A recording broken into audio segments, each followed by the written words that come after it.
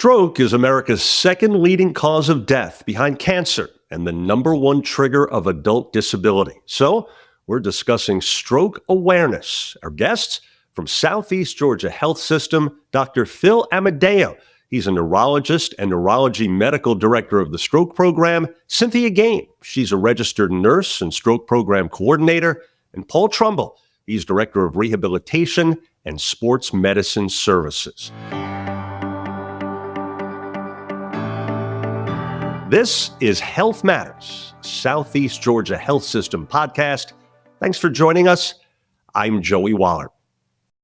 So I want to start by asking what motivated each of you to pursue health care and what does stroke care mean to each of you on a personal level? Let's start with you, Dr. Amadeo.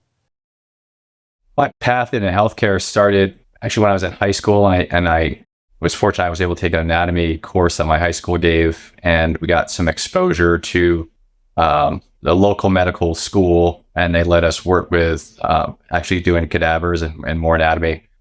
So going into college, I became a biology major and was leaning into medicine. And then in particular, too, I was able to do a course that was more geared toward neurology and neuron anatomy and physiology. And that sparked my interest because at the end of the course, we did a period of time that was looking at the human anatomy and the organization of the brain that I thought was very cool. And so coming out of it, I knew that's medicine was kind of the direction I wanted to go, and then went from there. And it seems, doesn't it, Doctor, like a lot of people that go into healthcare have a similar road that starts with something that hits them at a young age, right? Yeah, no, that again, the opportunity doing the cadaver work when I was a senior in high school was pretty special, and it was the first year that they offered that, and there was like big write up in the local newspaper and everything, and I was actually in it, and partially with a cadaver too, but it was very cool, and then that program took off too. I think they still do it with my high school at this point too. Cynthia, how about you? Hi, yes. So I became a nurse actually at a young age. Right out of high school, I went to nursing school. So for me, I didn't have any big life moments or anything at that point. But, just for me, it was having a sense of purpose, knowing that the work that I do directly impacts the lives of patients in my community. And Paul, what made you want to help get people back on their feet? Well, I became a physical therapist thinking that I would work in orthopedics and sports medicine. And in PT school, was lucky enough to be exposed to patients with neurological disorders and disabilities. And fairly early in my career, decided I wanted to do hospital work. And really, from about my third year as a PT, throughout the rest of my career, I've worked with patients with stroke and brain injury. A little personal connection to purpose. My grandfather suffered a series of strokes when I was in high school, and I'm certain that kind of guided my pathway throughout my healthcare career. Interesting. And of course, as you know, as well as anyone, the rehab portion of treatment after a brain injury, stroke, et cetera, it's so crucial. Indeed. Dr. Amadeo, how common is stroke from the standpoint of what you and yours encounter at the health system? Yeah, so unfortunately, stroke is very common. It's the most common reason why we're consulted in the hospital as neurologists to see patients. Sometimes patients are coming in with the classic stroke symptoms. Sometimes they're coming in with maybe less common presentations, but it makes up the bulk of the inpatient consults that we see at the hospital. So unfortunately, very common. Also in the outpatient setting too, we commonly get referrals from patients who are hospitalized at other hospitals, some of which may not have a neurologist, and they were worked up for stroke there, and they're coming back to see us for ongoing care. But definitely in an inpatient setting, at least half of the consultations we have in the hospital are for stroke patients. Wow. So that being said, Cynthia, what are the signs of a stroke? And if you suspect you're seeing someone have one, I know there's this critical acronym known as BFAST, BEFAST. Tell us a little bit about that, please. Yeah, so we do a lot of education with BFAST, trying to get this out to the community and signs and symptoms to watch for and what to do if you think you're having a stroke. So BFAST, the B is balance, sudden loss of balance or coordination. E, eyes, sudden blurred or double vision or sudden trouble seeing in one or both eyes. F is for face, sudden weakness or drooping on one side of the face. A, arms or legs, sudden weakness or numbness in one arm or leg, especially on one side of the body. Speech is the S, is sudden difficulty speaking or understanding speech. And time is really important. T for time, call emergency services immediately if you have any of those symptoms or you observe somebody having those symptoms. So something that we unfortunately see frequently is that people will drive themselves to the ER, and we get the importance of just wanting to get to the hospital quickly. But the best thing to do is to call EMS and have them bring you to the hospital.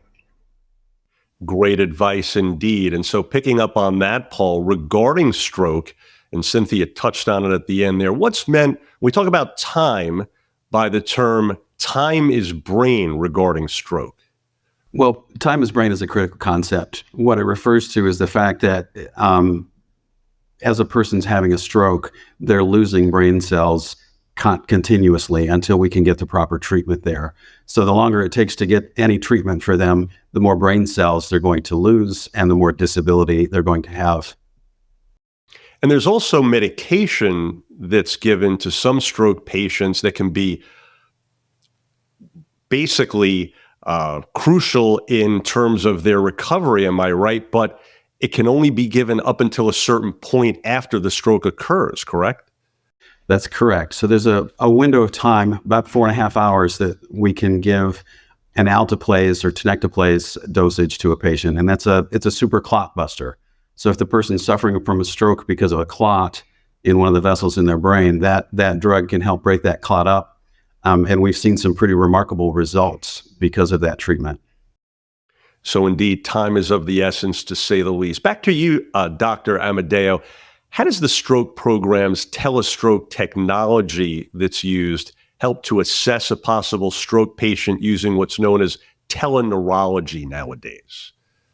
Kind of piggybacking on the time frame of receiving kind of critical treatments, whether it be the clot busting medication or having somebody extract a clot, the teleneurology program is basically geared in a place where effectively it's like having a neurologist in the emergency room at all times. And because of those time windows, even prior to having that program, myself and my other partners would have to drive in to see patients if we were on call covering the ER, which was wasting time with patients getting treated. So with the teleneurology program, a patient presenting to the hospital with signs and symptoms of stroke, we have a process in place where a code stroke is activated, and patients will get a few scans depending on the period of time that they're showing up there. But also a stroke neurologist will contact it. Sometimes they're calling into the cart and examining the patient remotely and determine whether or not they're a candidate for either the IV clot busting therapies or whether or not they need to be transferred to a tertiary care center like Baptist, where they can actually extract clots if they're in certain vessels that are large enough. And really the treatment window too these days has expanded from 4.5 hours that it had been a number of years ago to up to 24 hours. You can only receive that clot busting medication in the first 4.5 hours of symptom onset for most patients. Some patients it's a little shorter, but they've come to realize with a few large trials that actually going in, extracting the clot, if they're in large enough vessels, can be done up to 24 hours with better outcomes. And certain large arteries, actually, the clots won't dissolve. And those actually tend to be some of the arteries that give some of the most devastating outcomes. And so really now that there's a treatment window that's expanded up to 24 hours, you basically need a neurologist who's in-house at all times, some capacity, or at least a neurologic presence. And then the telestroke services allow us to do that, given that we don't have something like a residency program where we can have a neurologist sleeping at house all night long. Gotcha. Cynthia, why would you say the stroke program is so important in the local community? Yeah, so a stroke is a medical emergency. And like we said before, every minute counts. A stroke program really ensures timely treatment, specialized care, and access to advanced treatment, like Dr. Amadeo mentioned. How about, Cynthia, the importance of everyone that deals with stroke patients being up on the latest technology, education, advancements, as the doctor just pointed out, because you do deal with it so much, right? Absolutely. Yeah, we do a lot of education for our staff here. And just to ensure that everybody knows the process. So the minute we have a stroke patient or a potential stroke patient hit our door, we have a system in place to, work with getting that patient assessed quickly and to the CT scanner, as quickly as possible, just so that we can, determine what's going on and move forward with any type of treatment or care. Paul, back to you. I'm sure you and yours have many great success stories from over the years you could share. Is there one maybe that stands out right here that you can share with us? There's a couple that come to mind right off the bat. Some time ago, a couple of years ago, a young woman arrived at our emergency room in dire straits, early 30s, signs and symptoms of a stroke, not your typical stroke patient and not the one that most people would think of right off the bat. But because of the processes we have in place, the teleneurology that Dr. Amadeo referred to, and the quick diagnosis, we were able to get her cared for and stabilized here and flown to Jacksonville to our care partners at Baptist Health Jacksonville, where she received thrombectomy treatment and interventional treatment, where they went in and removed a clot from her brain. And as I recall, very few, if any, residual deficits for her after the fact.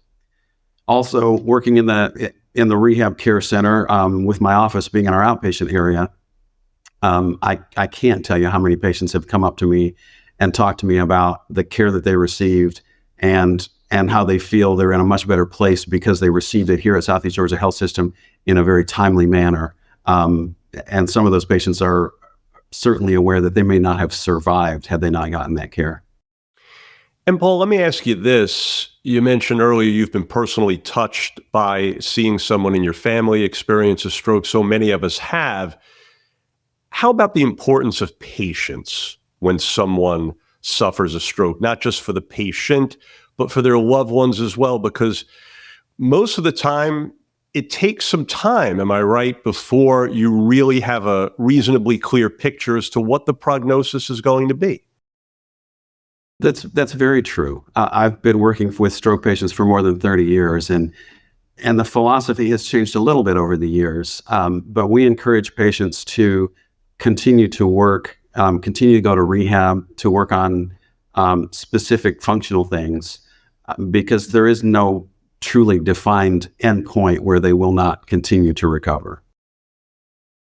Dr. Amadeo, the health system stroke program has actually received a lot of professional recognition. What are some of the awards you've received?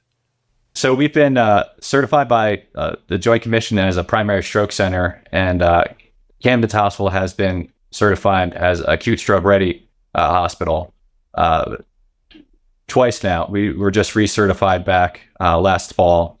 And then we also received a Gold Plus award from American Heart, American Stroke Association for stroke care, which that award is for hitting certain quality measures and treating stroke patients. And to actually have your first gold award means that you've done that for 48 months in a row, which is really 5 years worth of quality stroke care. And so we just received that award again too. That's awesome. So in summary here for all of you, I can't help but wonder how rewarding it is doing such life-saving work on a daily basis. Cynthia, for you, what's that like? Yeah, I mean, being part of a successful program that efficiently delivers timely and effective care brings immense satisfaction. And then knowing, that our efforts, really help our community and can change lives, it's definitely rewarding. Paul, how about for you? What's most rewarding about all this? Knowing that we really provide what's been identified as the best possible care for people in our communities. I have a sense of pride in knowing that my friends here in Southeast Georgia and my family members have an organization that provides this type of care so close to home. And Dr. Amadeo, knowing that you have a job where people's lives are literally in your hands, what's it like when they pull through the way you had hoped? It's very cool, especially when I see some of these patients in follow-up and who did have these kind of clot-busting medications given or thrombectomy procedures at Baptist. I've seen a lot of young patients that would have not done well and would have had a great deal of disability if they had not received the treatment. And also, too, even prior to us doing the program, there hadn't been The closest primary stroke centers were basically in Savannah and Jacksonville. So it left this huge territory not covered by really kind of the premier stroke care that you'd like to be delivered. And now living here almost 10 years, that's something that, you want to offer the community that you're living in. Well, folks, we trust you're now more familiar with stroke awareness.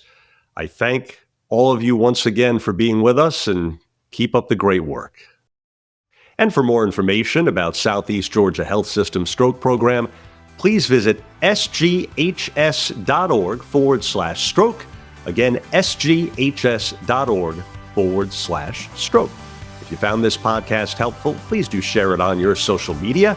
I'm Joey Waller, and thanks again for being part of Health Matters, a Southeast Georgia Health System podcast.